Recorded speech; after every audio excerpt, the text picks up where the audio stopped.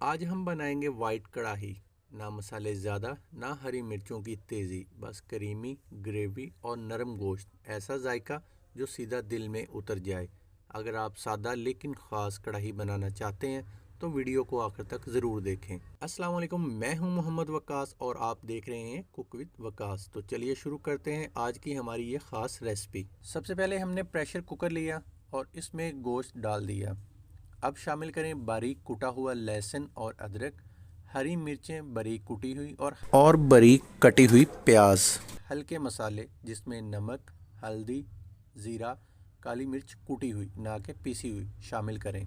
अब इतना पानी डालें कि गोश्त अच्छी तरह गल जाए। प्रेशर कुकर बंद करें और 10 मिनट के लिए पकने दें ताकि गोश्त नरम और जूसी हो जाए। जब गोश्त अच्छी तरह गल जाए तो इसे कढ़ाई में निकाल लें।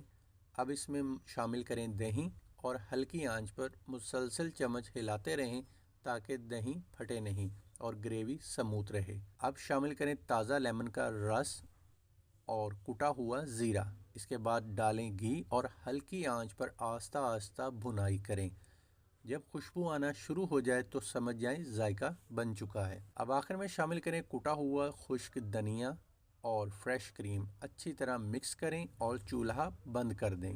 यह है हमारी सादा, करीमी और लाजवाब कढ़ाई। अगर आपको ये रेसिपी पसंद आई हो तो वीडियो को लाइक करें और मज़ीद आसान मगर ख़ास रेसिपी के लिए हमारे चैनल को सब्सक्राइब ज़रूर करें।